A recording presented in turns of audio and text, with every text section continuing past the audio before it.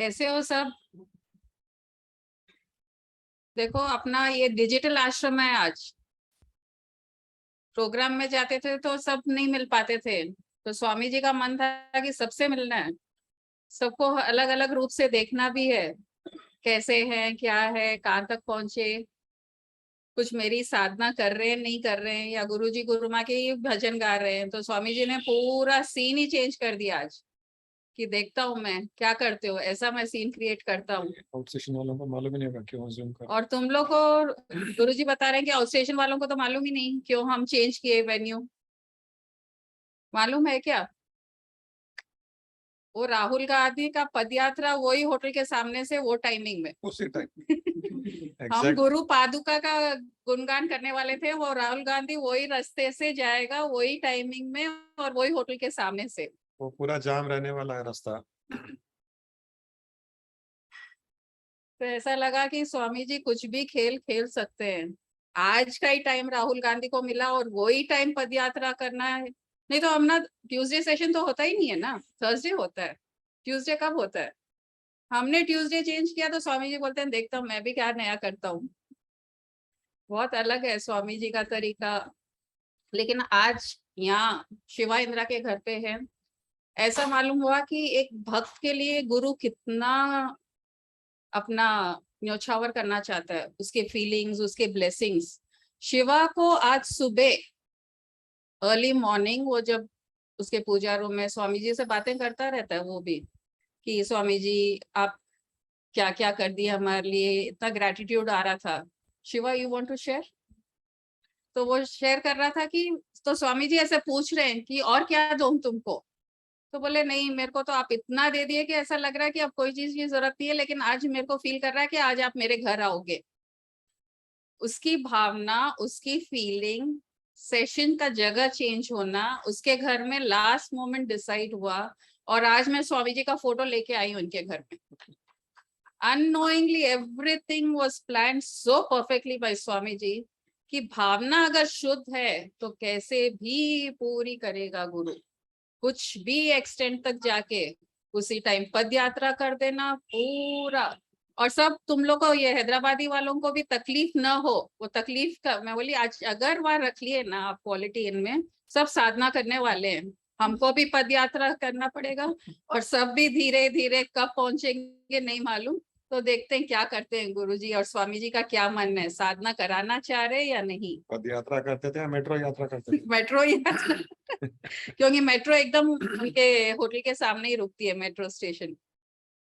तो इसलिए ऐसा लगा डिजिटल बेस्ट है, क्योंकि गुरुजी को ही स्वामी जी ने कह दिया ना, I will give enlightenment in an AC room. तो और क्या चाहिए? अरे आराम से घर में बैठो, मेरा बर्थडे एंजॉय करो, मेरे सीन्स देखो, मेरी बातें सुनो, ये ही गुरु चाहता है। तकलीफ पाके धक्का मुक्की में हमको ही चोट लगती है, गुरु को भी चोट लगती है जब हम तकलीफ में होते हैं। आप सभी को स्वामी जी के अवतरण दिवस की बहुत बहुत शुभकामनाएं। आप सब पर स्वामी जी हम सब पर इसी प्रकार अपना आशीर्वाद बनाए रखें, यही हमारी स्वामी जी से प्रार्थना रहती है। और उनका आशीर्वाद आप सब पर है, ये देखकर बहुत अच्छा लगता है। एक गुरु का आशीर्वाद, उनकी करुणा, उनकी कृपा, उनका ग्रेस। और कोइंसिडेंटली आज ऑल सेंट्स डे भी है। बिंदु लिखी थी मैं। ये तो पता ही नहीं था। सारी दुनिया में आज ऑल सेंट्स डे मनाया जा रहा है और स्वामी जी का बर्थडे आज। तो कई अच्छे कोइंसिडेंसेस हुए हैं। ये कोइंसिडेंसेस हमको एक प्रूफ देते हैं कि हम जो मार्ग पर चल रहे हैं, हम जिसको सरेंडर्ड हैं, वो सब सही है। टेक केयर किया जा रहा है, आगे भी टेक केयर किया जाएगा। हमको केवल सरेंडर रहना है अपने गुरु के प्रति, अपने को आपको सरेंडर रहना है शुद्ध भावना से। यही गुरु चाहता है, बाकी सब वो देख लेगा। तो अभी हम एक स्वामी जी की यादगार में, स्वामी जी के साथ हमने कुछ पल बिताए और कई लोगों ने और कुछ पल बिताए। स्वामी जी के डिवोटीज में स्वामी जी की बहुत सारी यादें हैं, उनकी लाइफ स्टोरी है, उनका बचपन कब पैदा हुए, कैसा हुआ। तो आज एक छोटा सा वीडियो दिखाया जा रहा है, अभी दिखाया जाएगा। उसमें स्वामी जी की थोड़ी लाइफ हिस्ट्री, लाइफ स्टोरी है, तो आप लोग सब उसको एंजॉय कीजिए। उसके बाद में फिर हम बात करेंगे आप सबसे। सभी दिव्य आत्माओं को मेरा प्रणाम, गुरुजी और गुरु माँ के चरणों में प्रणाम। It is easy to become number one, but it is difficult to become none. Liberation is your nature, bondage is your creation. ऐसे ही बड़े कम शब्दों में स्वामी जी हमेशा अल्टीमेट का ज्ञान रिवील करते थे। जिन्होंने स्वामी जी के साक्षात दर्शन किए हैं, उन्होंने स्वामी जी को कुछ इस प्रकार डिस्क्राइब किया है। स्वामी जी महासागर हैं। स्वामी जी निराकार का आकार स्वरूप हैं। स्वामी जी महायोगी हैं। स्वामी जी भव सागर से तारने वाली एकमात्र संपूर्ण शक्ति है। आइए आज हम भी स्वामी जी के कुछ ऐसे दर्शन करें जैसे हमने पहले कभी नहीं किए, और उन महासागर के अस्तित्व में से एक बूंद उनको और जानने का प्रयास करें। अभी हम एक वीडियो प्ले करने जा रहे हैं। सभी से रिक्वेस्ट है कि अपने अपने जो कैमरा के वीडियोस हैं उन्हें आप प्लीज बंद कर लें, सो दैट वो वीडियो हम अच्छे से प्रोजेक्ट कर सकें। वीडियो के खत्म होते ही आप अपने कैमरास दोबारा से ऑन कर सकते हैं।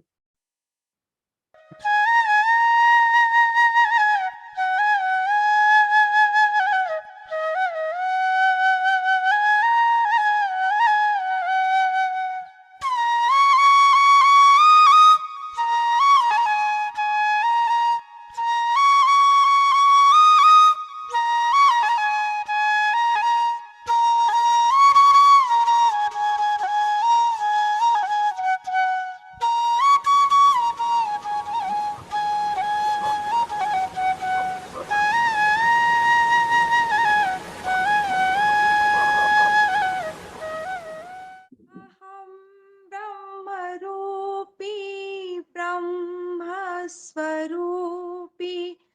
अहं शिवरूपी शिवस्वरूपी अहं सर्वरूपी सर्वस्वरूपी अहं सर्वव्यापी अहं सर्वसाक्षी अहम् आनन्दरूपी मङ्गलस्वरूपी अहं विश्वरूपी अहं विराटरूपी अहं नित्यरूपी निर्मलस्वरूपी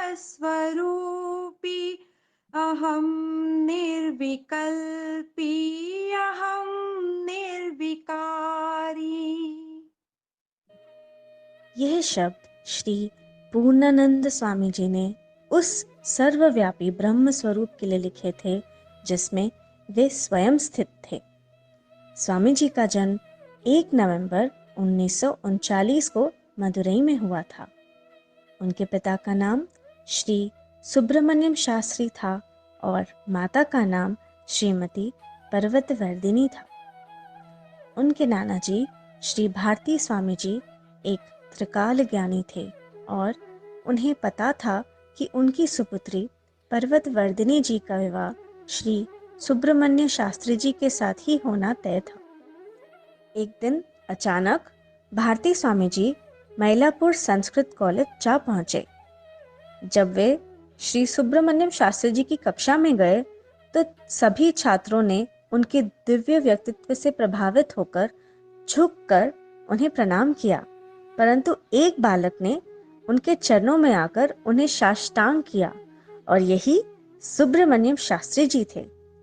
यहाँ भारती स्वामी जी ने घोषणा की कि यही बालक उनकी पुत्री से विवाह करेंगे।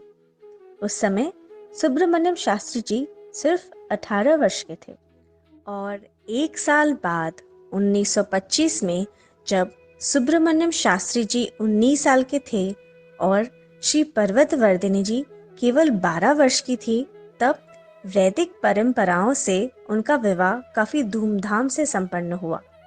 अपनी पांचवी संतान होने से पहले श्री सुब्रमण्यम शास्त्री जी ने अपने गुरु श्री नीलकंठ दीक्षितर जी की आग्रह करने पर और उनके मार्गदर्शन के अनुसार कामेश्वरम महायज्ञ ज्ञान प्राप्ति के लिए आयोजित किया। इस महायज्ञ को पूर्ण करने के लिए श्री सुब्रमण्य शास्त्री जी को अपना घर तक बेचना पड़ा, जो उन्हें अपने विवाह पर भारती स्वामी जी से मिला था। ये महायज्ञ करते हुए श्री सुब्रमण्यम शास्त्री जी और पर्वतवर्धिनी जी ने एक ही संकल्प लिया कि उन्हें एक संकल्पतीत संतान की प्राप्ति हो, और इस प्रकार कामेश्वरम का जन्म हुआ, जो आगे जाकर श्री पूर्णानंद स्वामी के नाम से जाने गए। जब सुब्रमण्यम शास्त्री जी नन्हे कामेश्वरन को अपने गुरु श्री नीलकंठ दीक्षितर के पास ले गए तो वे प्यार से उस बालक को अपनी बाहों में झुलाने लगे। उनकी आंखों में आंसू झरने लगे। उन्होंने कहा, कितने लंबे समय से मैं इसी का इंतजार कर रहा था। यह तो भगवान शिव स्वयं अवतरित हुए हैं। त्रिकालदर्शी श्री भारती स्वामी जी ने भी एक भविष्यवाणी की थी। पर्वतवर्धिनी से 5वें नक्षत्र पंचमी के दिन 5वीं संतान के रूप में एक बहुत ही योग्य पुत्र प्रकट होगा। वह हर प्रकार से सुरक्षित रहेगा। बचपन से ही स्वामी जी में भगवान के प्रति भक्ति और गहरी तड़प थी। इसके अलावा विद्यालय में पढ़ाए जाने वाले सभी विषयों में भी वे बहुत अच्छे थे और चित्रकारी तथा गणित में उनकी विशेष योग्यता थी। विद्यालय में हमेशा उन्हें नेता के रूप में स्वीकारा जाता था। उनके स्कूल के साथी उन्हें इतना अधिक प्यार करते थे कि स्वामी जी स्कूल में जो भी नटखट काम करते थे उसका पूरा दोष वे साथी स्वयं अपने ऊपर ले लेते थे।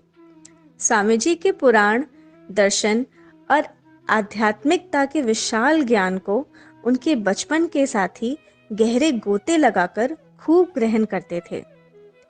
एक बार शाम के समय कई घंटों तक टायर का खेल खेलने और हंसने खिलखिलाने के बाद एक वाटर टैंक के पास सभी बच्चे आराम कर रहे थे।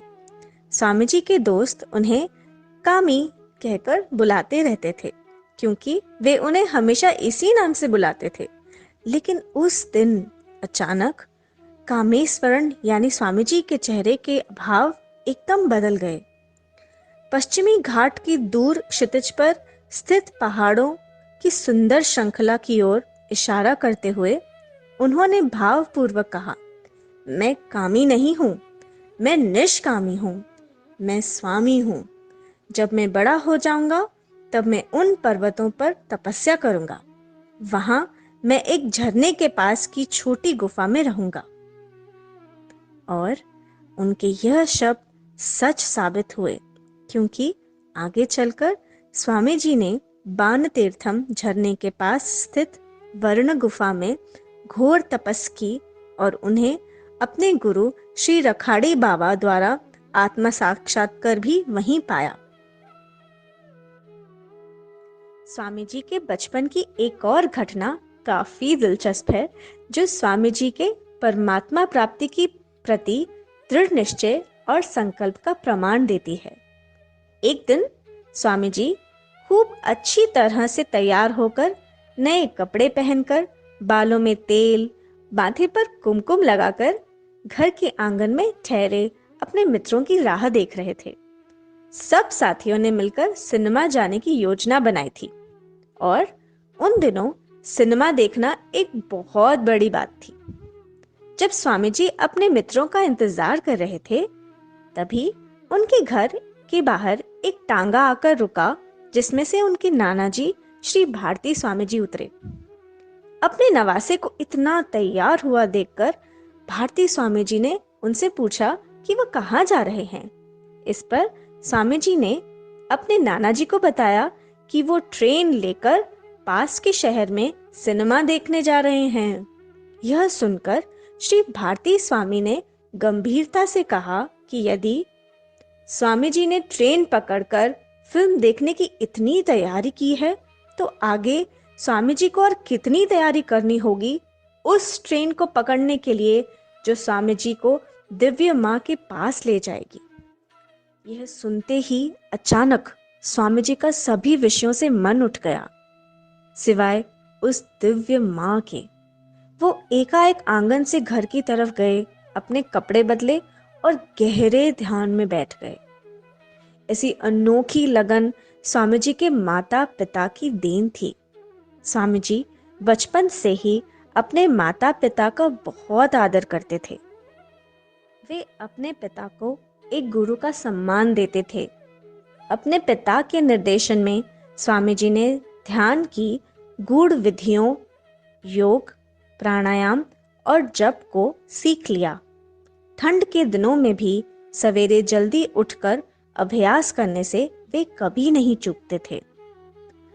बाल्यावस्था में भी स्वामी जी ब्रह्म मुहूर्त में उठ जाते थे और एक बाल्टी में बैठ जाते थे, जिसे उनके पिताजी रस्सी की सहायता से कुएं के एकदम ठंडे पानी में पहुंचा देते थे। गले तक उस ठंडे पानी में ठहरकर स्वामी जी ध्यान करते थे। सुब्रमण्य शास्त्री जी को ज्ञात था कि महाभाग्य उनके पुत्र की प्रतीक्षा कर रहा है। एक दिन उन्होंने एकदम स्पष्ट रूप से कहा, मैं तुम्हारा पिता नहीं हूं, समय मुझे समाप्त कर देगा। मैं परम पिता की संतान हूं। हम सब बालक हैं, कोई पिता नहीं है। वो सदा से होते हुए भी अजन्मा है, वही सच्चा पिता है। आध्यात्मिक झुकाव एवं परम चेतना से एकीकार करने की प्रबल इच्छा होने के बावजूद स्वामी जी अपने सभी सांसारिक और घरेलू कर्तव्यों का निर्वहन पूरी लगन के साथ करते थे। स्वामी जी की माता अक्सर अस्वस्थ रहती थीं, लेकिन स्वामी जी उनका भी विशेष ध्यान रखते थे। समय समय पर उन्हें खाना देना, उन्हें स्नान करवाना और यहाँ तक कि उन्हें साड़ी पहनाना भी स्वामी जी खुद करते थे। इस प्रकार स्वामी जी एक पूर्ण पुत्र, पूर्ण मित्र, पूर्ण भाई एवं पूर्ण शिष्य थे और आगे जाकर वे एक पूर्ण गुरु भी हुए। ऐसे महा करुणामय ब्रह्म ज्ञानी गुरु के बारे में चर्चा करना, उनके दिव्य दर्शन करना और ज्ञान का श्रवण करना एक विलक्षण है और हम सभी अत्यंत भाग्यशाली हैं कि सशरीर ना होते हुए भी स्वामी जी ने हम सभी को उनकी अनुकंपा का पात्र बनाया। आइए आज उनके अवतरण दिवस पर हम सब उन्हें याद कर उनका आशीर्वाद ग्रहण करें।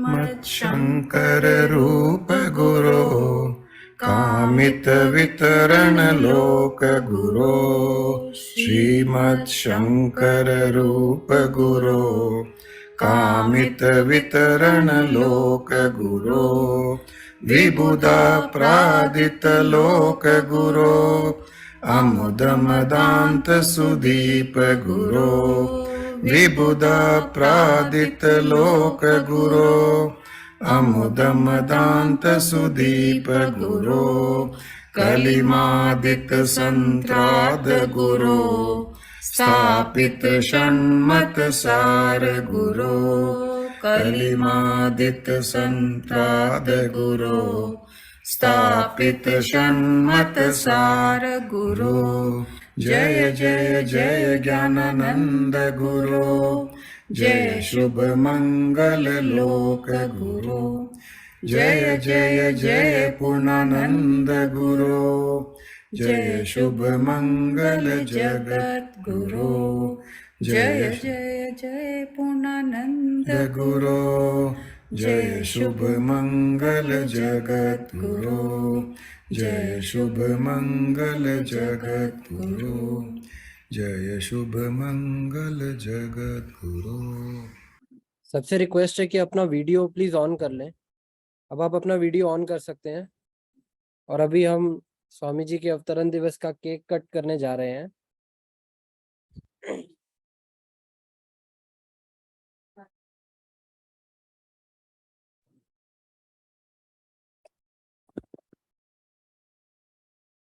राष्ट्रीय आंटी प्लीज आप अपना अनम्यूट कर लीजिए।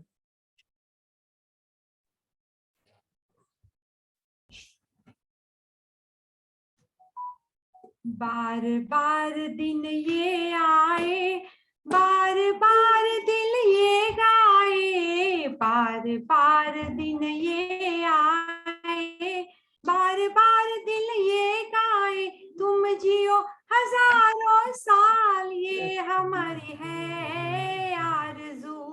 Happy birthday to you, happy birthday to you, happy birthday Swami ji, happy birthday to you, happy birthday to you.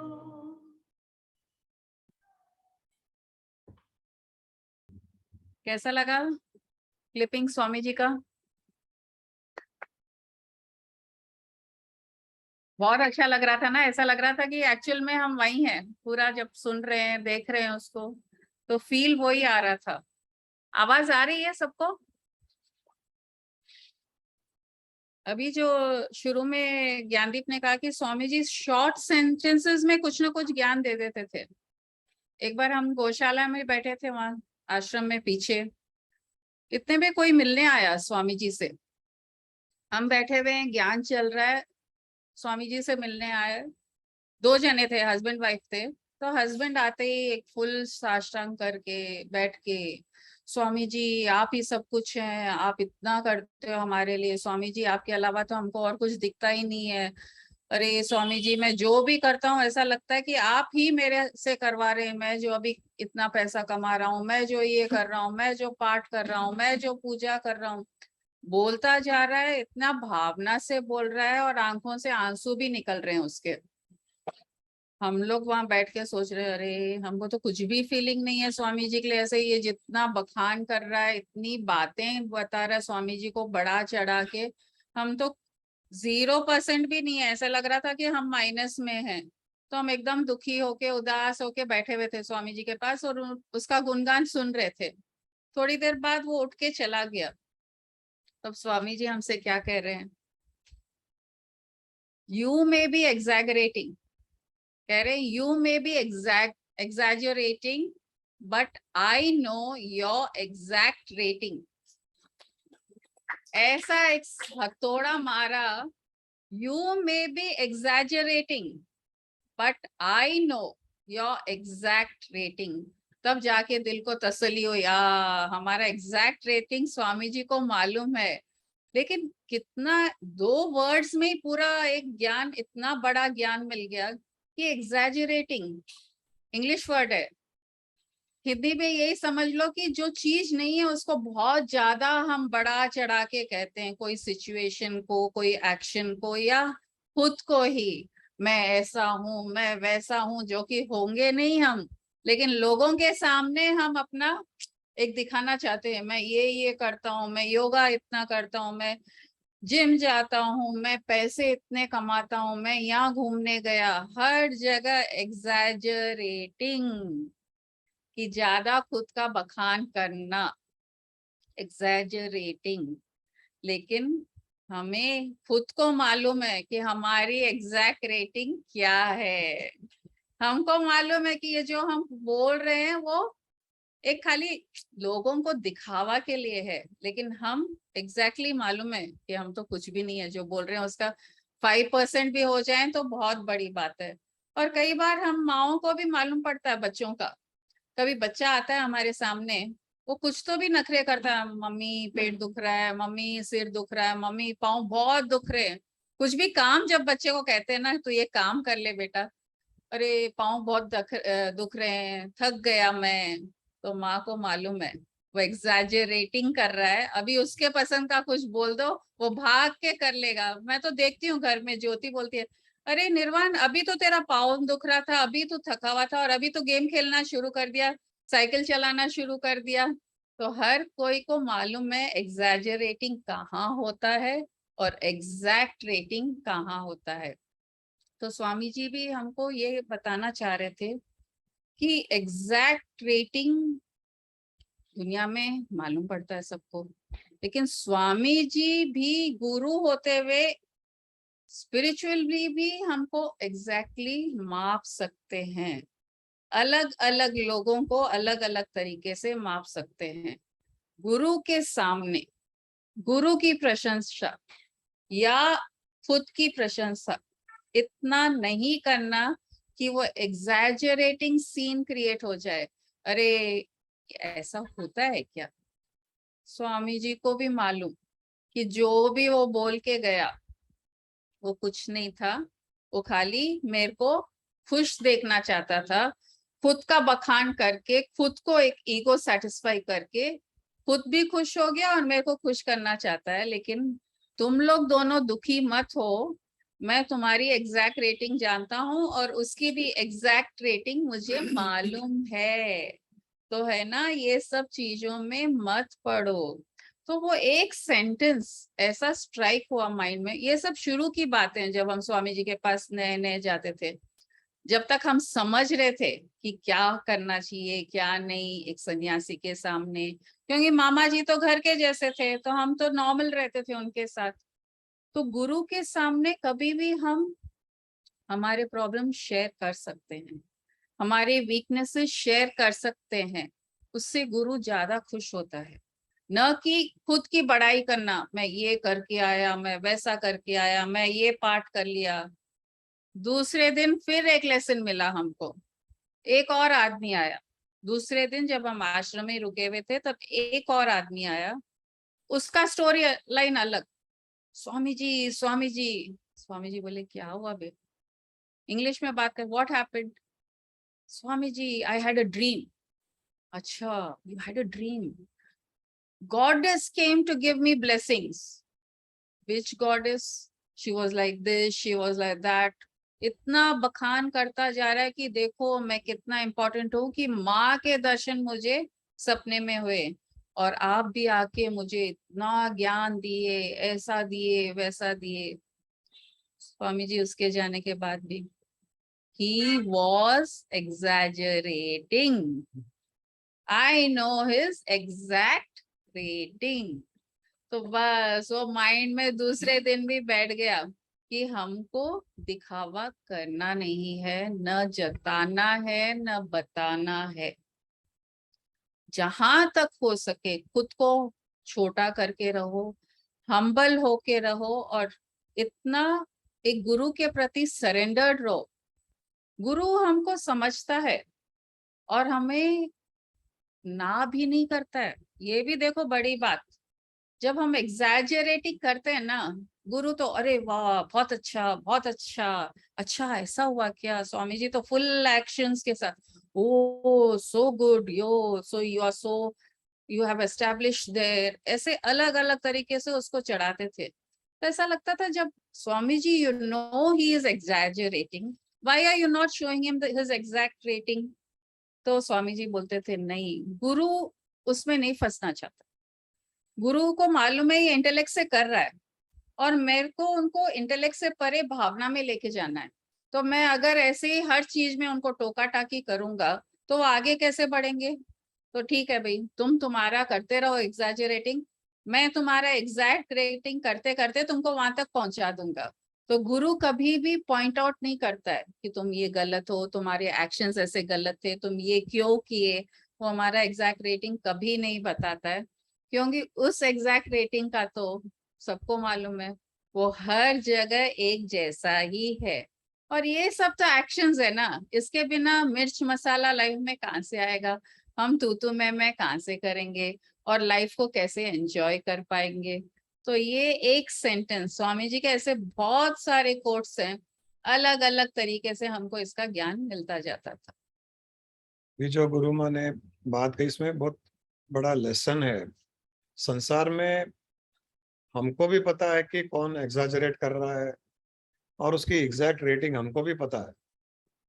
हम आज डिस्कस कर रहे थे, जैसे कोई हम शॉपिंग जाते हैं कभी, तो वहां पर सेल्समैन, सेल्स गर्ल कई चीजें हमको दिखाते हैं।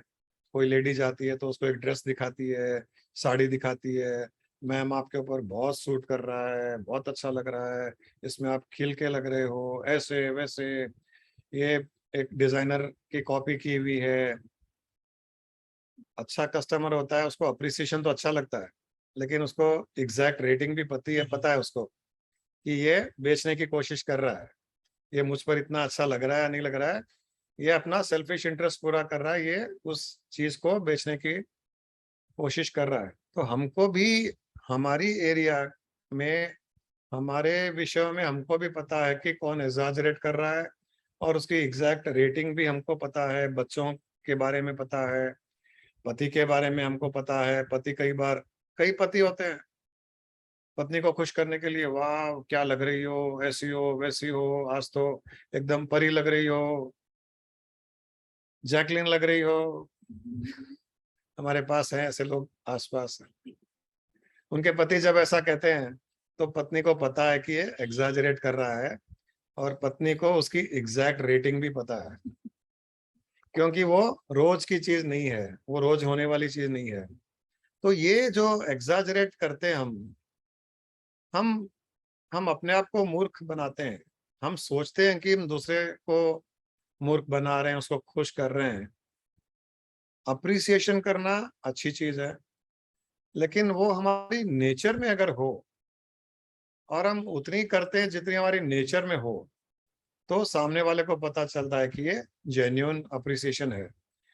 और जो हमारी नेचर नहीं है, हम हम बहुत कभी अप्रिशिएट करते हैं तो कभी बहुत गुस्सा होते हैं, क्रिटिसाइज करते हैं, या नेचर में अप्रिसिएशन नहीं है, कभी काम है तो अप्रिशिएट करते हैं।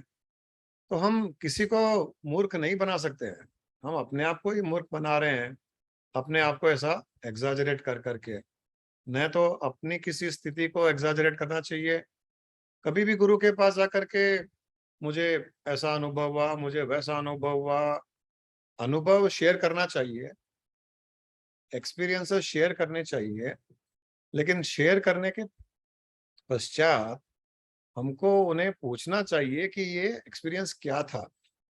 ये मेरे कोई स्पिरिचुअल इवोल्यूशन में हेल्प करने का था, या मेरे मेंटल कंडीशंस का, या मेरे इम्प्रेशंस का कोई एक्सपीरियंस में कन्वर्ट हुआ है, इसके आगे क्या है, हमको वो पूछना चाहिए। अभी जो गुरु माँ ने बताया कि कोई आदमी आए, उन्होंने कहा कि मुझे देवी ने दर्शन किए, गॉडेस ने दर्शन दिए, वो केवल अपना एक एग्जैजरेशन कर रहे थे कि मेरी इतनी भक्ति है कि मुझे देवी माँ भी दर्शन देती है। अब एक स्वामी जी के सामने, एक गुरु के सामने देवी देवता भी कुछ नहीं है, हम उनके सामने जाकर के भी कहते हैं कि मुझे देवी ने दर्शन दिए, देवता ने दर्शन दिए, वो ऊपर से तो अच्छा, वो very good, you are blessed, देवी ने दर्शन किए, माता ने दर्शन दिए, तुम्हारा तो कल्याण हो गया, आशीर्वाद मिल गया तुमको, ऐसे ही कहेंगे। अंदर से उनको पता है कि इसकी एग्जैक्ट रेटिंग क्या है, ये इसके मेंटल इंप्रेशंस है, इसके हेलुसिनेशंस है, इसके कंडीशंस है, या अपने आप को इतना बड़ा चढ़ा करके बात कर रहा है इम्प्रेस करने के लिए, एक गुरु को इम्प्रेस करने के लिए कि मैं कितना बड़ा भक्त हूँ। वो जो इम्प्रेस करने के लिए हम कुछ करते हैं वो हमारे लिए अच्छा नहीं होता है, वो कल्याणकारी नहीं होता है, क्योंकि हम किसको इम्प्रेस कर रहे हैं? जो ऑलरेडी इम्प्रेशन से बहुत ऊपर उठा हुआ है, हम उसको इम्प्रेस करने की कोशिश कर रहे हैं। तो उसको भी पता चलता है कि इसका कोई सेल्फिश इंटरेस्ट है, केवल मुझे लुभा रहा है, इसको कहीं ना कहीं एक आशीर्वाद चाहिए जिससे कोई संसारिक काम हो जाए। ठीक है, आशीर्वाद मिलता है, लेकिन उसमें हमारा कल्याण नहीं है। तो अपने आप को कभी भी छोटा, हम्बल, बहुत ज्यादा बड़ा चढ़ा करके नहीं, हाँ दिल खोल करके गुरु से हम बात कर सकते हैं। जो मन में है, जो दिल में है, प्रिटेंड नहीं करना है, मन में कुछ ऊपर कुछ वो नहीं करना है, दिल खोल के बात करना है। फिर उनसे हमें एडवाइस लेनी है, उनसे गाइडेंस लेनी है, उनसे समझना है कि ये जो मुझे एक्सपीरियंस हुआ, ये जो मैं समझा हूँ आपके ज्ञान को, तो ये सही है क्या, ऐसा हमको फॉलो करना चाहिए। स्वामी जी की कई बातें हैं जो हमको याद आती है, कई बातें हमने कई सत्संग में शेयर भी की थी। एक बार उनके मन में वैराग उत्पन्न हुआ और वो अपने पिताजी को भी उन्होंने कहा कि I want to renounce the whole world. Swami ji के मन में वैराग जाग गया और उन्होंने पिताजी को कहा कि I want to renounce the world, I don't want to live in this world. तो स्वामी जी के पिताजी ने पूछा, do you know what is the meaning of renunciation? बोले, yeah I have to discard, I have to negate, मुझे त्याग करना है। बोले, स्पिरिचुअलिटी में रिनाउंसिएशन जिसको कहा जाता है वो दुनिया को रिनाउंसिएशन का नहीं है।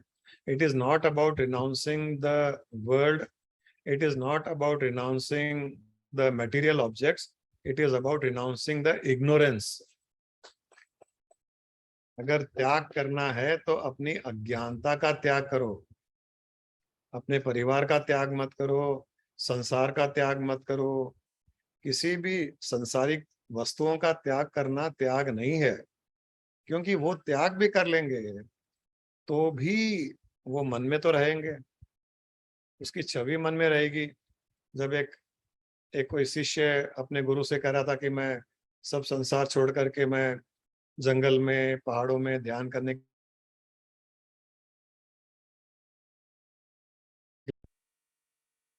जहां तुम जा रहे हो क्या तुम्हारा परिवार वहां नहीं रहेगा? क्या तुम्हारे बच्चे वहां नहीं रहेंगे? बोले, नहीं, ये तो यहीं रहेंगे, मैं अकेला जाऊंगा जंगल में। तो गुरु ने कहा, ये भी वहां रहेंगे। तो उसकी समझ में नहीं आया कि ये गुरु किस बात के लिए कह रहे हैं। मैं इनको छोड़ के, उसने सोचा कि शायद गुरु को पता नहीं चला कि मैं क्या कहना चाह रहा हूँ, गुरु समझे नहीं। तो उसने फिर समझाया कि मेरे मन में वैराग जागा है, मैं परिवार का त्याग करना चाह रहा हूँ, मैं संसार का त्याग करना चाह रहा हूँ, मैं जंगलों में, गुफाओं में, पहाड़ों में जा करके ध्यान भक्ति करना चाह रहा हूँ। ये लोग यहीं रहेंगे, मैं अकेला जाऊंगा। तब गुरु ने फिर कहा, नहीं, ये लोग भी वहां रहेंगे। तो उसने कहा कि कैसे? बोले, तुम्हारे मन में, ये लोग तो तुम जहां रहोगे वहां रहेंगे ये।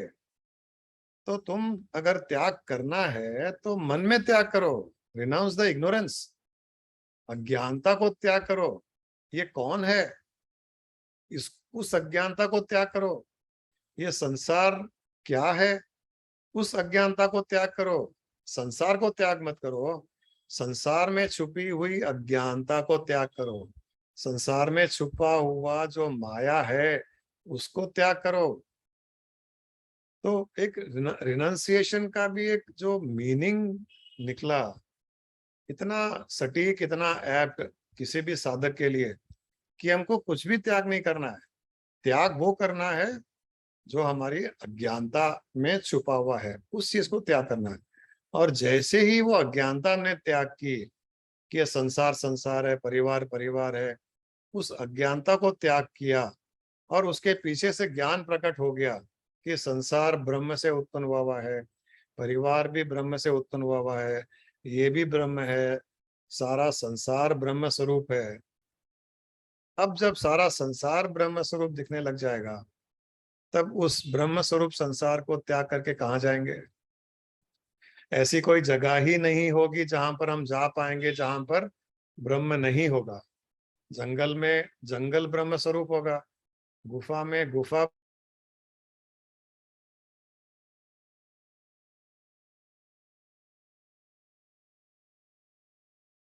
अज्ञानता को त्याग करना है।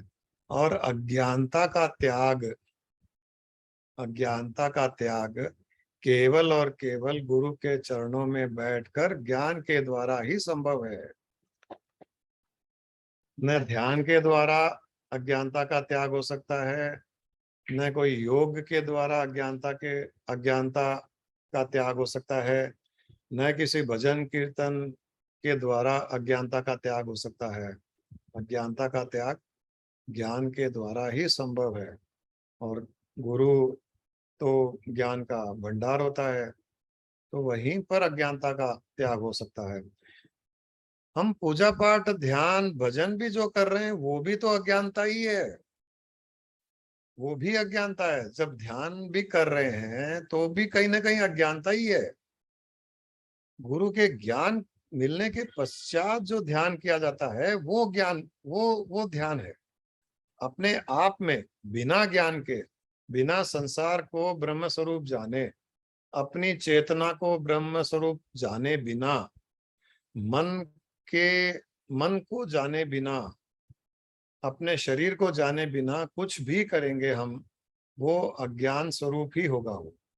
तो ज्ञान के द्वारा जब हमें पता चल जाता है कि चेतना ही ब्रह्म है, चेतना से ही मन उत्पन्न हुआ है, सारा संसार उस ब्रह्म से उत्पन्न हुआ है, उसके पश्चात जब ध्यान लगता है संसार में तो केवल ब्रह्म भाव का ही ध्यान लगता है, बाकी ध्यान नहीं लगता है। तो फिर कोई बैठ करके ध्यान किया जाए या खुली आंखों से संसार को ब्रह्म स्वरूप देखा जाए, वो भी ध्यान ही है। तब 24 घंटे वो ध्यान ही ध्यान माना जाता है। स्वामी जी ने कहा था एक बार, one who is established in sahaj samadhi, one who is established in sahaj samadhi is a real ज्ञानी। उन्होंने ये नहीं कहा कभी भी ज्ञान का अर्थ है कि कोई शास्त्रों का ज्ञाता हो गया, कोई उपनिषद वेद जानता हो, कोई गीता के श्लोक जानता हो, उसको उन्होंने ज्ञान नहीं कहा। One who is established in sahaj समाधि ही इज ए रियल ज्ञानी। और सहज समाधि का अर्थ उन्होंने यही कहा कि one who perceives that consciousness in the whole universe, in everything and in every being, all the time while doing all the activities, if the perception of that consciousness is continuous, stagnant all the time, then you are in सहज समाधि। वो ज्ञानी है। बाकी हमको कोई संस्कृत के श्लोक आते हैं नहीं आते हैं, शास्त्रों के बारे में जानकारी है नहीं है, हम अच्छे से किसी को ज्ञान दे सकते हैं नहीं दे सकते हैं, ध्यान लगता है नहीं लगता है, इसका कोई अर्थ नहीं है। सब कुछ करते हुए उस कॉन्शियसनेस के बारे में हमारा भाव रहे, उस चेतना को ही संसार में देखें, तब हम उसको, उस स्थिति को ही ज्ञान की स्थिति मानी जाती है। इसीलिए उन्होंने कहा था, the meditation is not meant for the meditator, क्योंकि मेडिटेटर, उन्होंने बताया, meditator is the consciousness, meditation is not meant for the meditator, क्योंकि चेतना, कॉन्शियसनेस, ब्रह्म, वो तो सदा ही मेडिटेशन में है, उसको तो मेडिटेशन चाहिए ही नहीं। So meditation is not meant for the meditator, it is meant for the mediator, which is the mind, whose phenomena is to focus on everything other than its own source, which is supreme consciousness, which is pure consciousness. जब मन का focus, mind का focus अपनी चेतना पे हो जाएगा, या तो ध्यान में चेतना का भाव रहेगा, या आंखें खुली रहने के समय संसार में भी चेतन भाव रहेगा, तब वो मेडिटेशन ही माना जा रहा है। Because meditation is not meant for the meditator, वो मेडिटेशन में ही है, इसलिए उसको मेडिटेशन करने की आवश्यकता नहीं पड़ती, वो तो माइंड को करनी पड़ती है, जो बार बार मेडिटेशन के द्वारा, निधि ध्यान के द्वारा उसको बार बार ये जताया जाता है, याद दिलाना पड़ता है कि तुम उस चेतना से उत्पन्न हुए हो, तुम भी उस चेतना के अंश हो, तुम भी चेतनमय हो, तुम भी ब्रह्ममय हो। अहम ब्रह्मास्मि जो बोला जाता है, वो मन को बोलना पड़ता है, मन ही कहता है अहम ब्रह्मास्मि। तो ये अहम ब्रह्मास्मि उस मन के लिए है जो अपने आप को भूल गया, उसकी विस्मृति हो गई, वो स्मृति जो मैं ब्रह्म हूं, जो उसको स्मृति थी, याद था, वो विस्मृति हो गई, तो उसको याद दिलाने के लिए अहम ब्रह्मास्मि बोलना पड़ता है। लेकिन ब्रह्म को तो पता है कि मैं ब्रह्म हूं, मन को पता नहीं है। इसलिए वो मन को बताया जाता है कि तुम बार बार मैं ब्रह्म हूं, मैं ब्रह्म हूं, इस प्रकार अफर्मेशंस करते रहो, याद करते रहो, भावना उत्पन्न करते रहो। और उन्होंने एक बार ये भी कहा था, don't get perturbed by the modifications of the mind. उन्होंने कहा था, never get perturbed by the modifications of the mind, because mind's nature is not to be remain stable, is not to remain stable. It is not the nature of the mind to remain stable. तो जब किसी की nature ही नहीं है stable रहने की, वो कभी शांत है, कभी अशांत है, कभी सुखी है, कभी दुखी है। तो बोलते थे कि जब वो दुखी है, जब वो अशांत है, जब वो टेंशन में है या नेगेटिव है, तो बोलते थे डोंट गेट पर्टर्ब्ड। वो बाय वर्च्यू ऑफ उसकी नेचर, उसका स्वभाव, उसकी प्रकृति ऐसी ही है। तो अगर वो नेगेटिव है तो उसको नेगेटिव रहने दो। और ये भी पक्की बात है कि वो हरदम नेगेटिव भी नहीं रह पाएगा। Don't get perturbed by the modification of mind, because mind's nature is not to remain stable. मतलब नेगेटिव में भी वो स्टेबल नहीं रह पाएगा। अगर वो नेगेटिव है तो वहां पर भी ज्यादा स्टेबल नहीं रह पाएगा, उसको पॉजिटिव होना ही पड़ेगा। दुखी है तो भी चिंता मत करो, क्योंकि वो ज्यादा दुखी नहीं रह पाएगा, फिर सुखी होएगा अपने आप वो। किसी के लिए कोई बुरा विचार आ रहा है, चिंता मत करो, आने दो, क्योंकि बुरे विचार के बाद में अच्छा विचार आने वाला है। ये मॉडिफिकेशंस उसकी नेचर है। और इनस्टेबल रहना, ये भी उसकी नेचर है। उसकी ये दो नेचर है, मॉडिफिकेशन रहना, बार बार मॉडिफाई होना अपने आप को, और स्टेबल नहीं रहना।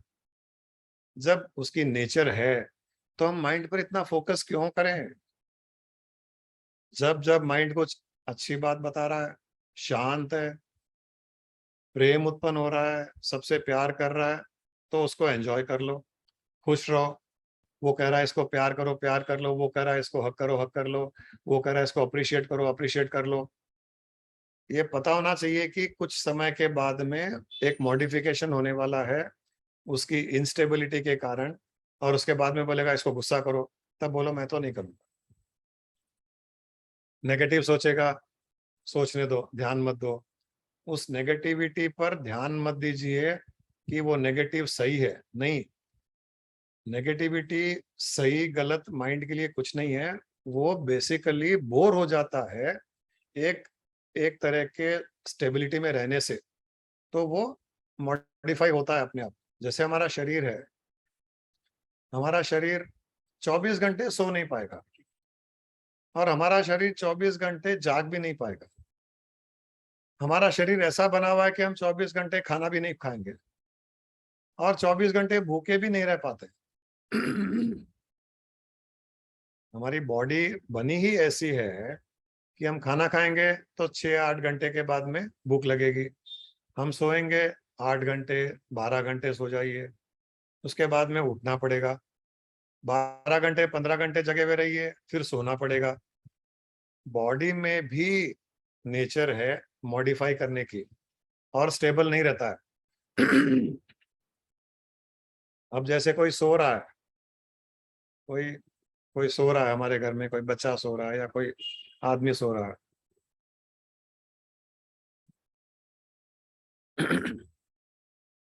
तो क्या हम गुस्सा होते हैं क्या? ये सो क्यों रहा है? हमको पता है ये सो रहा है, तो जब नींद पूरी हो जाएगी तो उठ जाएगा। कोई खाना खा रहा है, क्या हमको गुस्सा आता है क्या खाना क्यों खा रहा है? हमको पता है आधा घंटा खाना खाएगा, इसके बाद में खाना नहीं खाएगा, छोड़ देगा। तो वैसे ही जब माइंड नेगेटिव हो रहा है, माइंड अशांत है, माइंड फियर क्रिएट कर रहा है, एंजाइटी में है, तो क्यों परेशान है? हम क्यों परेशान होए? हमको पता है ये बहुत शॉर्ट लिव्ड है, थोड़ी देर के लिए होगा, उसके बाद में ठीक हो जाएगा। आदमी सोया हुआ है, उठ जाएगा, उठा हुआ है, सो जाएगा, भूख लगा हुआ है तो खाना खा लेगा, खाना खाने के बाद में खाना नहीं खाएगा। हमको पता है जब शरीर के बारे में पता है तो माइंड के बारे में हम ये चीज क्यों नहीं सोचते हैं?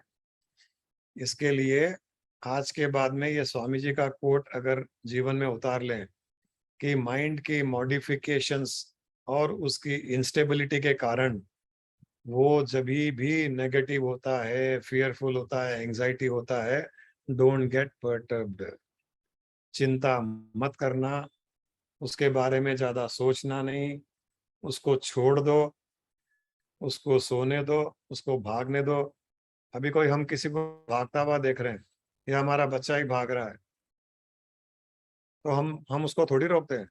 हमको पता है भागने दो, क्या होगा? 10 मिनट भागेगा, आधा मिनट, आधा घंटा भागेगा, उसके बाद अपने आप रुक के बैठेगा। वो भी भागते भागते थक जाएगा, और उसको अगर बोलोगे रुक जा तो ज्यादा भागेगा। वैसे ही माइंड अगर नेगेटिव होता है, चिंता करता है, फियरफुल होता है, उसको बोलो करने दो, उसको करने दो, उसको करने दो। कितना करेगा? कब तक करेगा? थक जाएगा, थक करके शांत हो जाएगा। और जब थक करके शांत होगा, वो मेडिटेशन मोड में चला जाएगा। वो नेगेटिव होकर के पॉजिटिव होएगा वो। तो इसलिए माइंड पर ज्यादा ध्यान न दें। सारा का सारा खेल माइंड का रचा हुआ है। Don't get perturbed by the modifications of the mind, because it is the mind nature to be instable. वो स्टेबल नहीं रहता है। Always focus on your consciousness. Swami ji हरदम यही कहते थे, your consciousness, supreme consciousness, pure consciousness is always stable, is eternal, is permanent. Focus on that consciousness.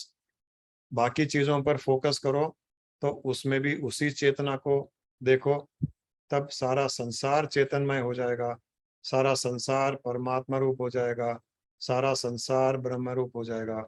वो ये भी कहते थे, अगर तुमको पूजा करनी है, you worship, if you want to worship, worship the pure consciousness.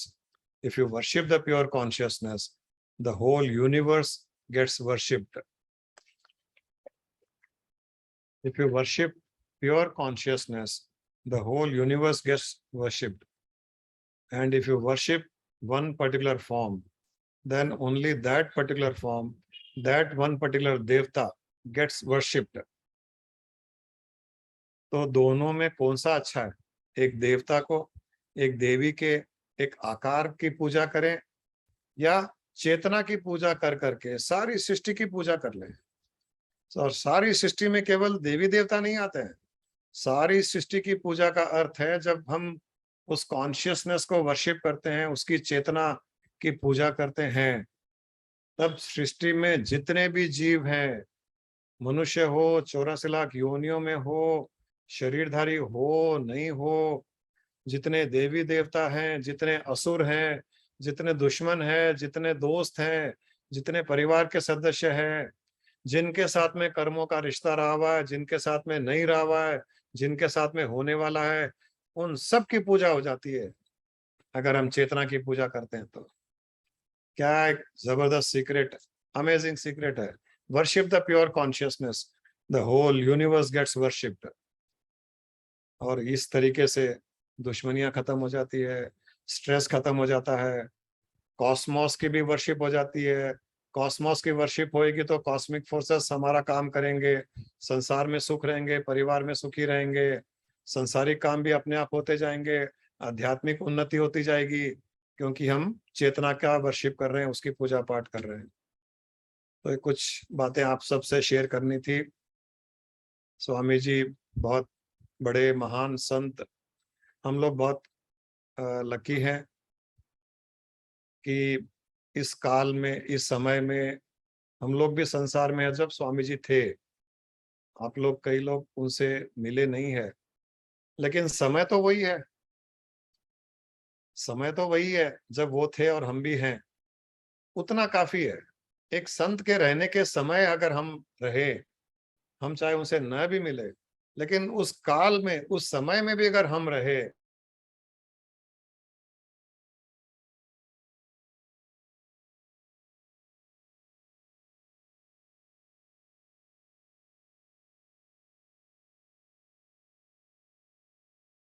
मिले हुए नहीं है, लेकिन आप सब उसी समय में यहाँ थे, यहाँ हो जब स्वामी जी थे शरीर के साथ में।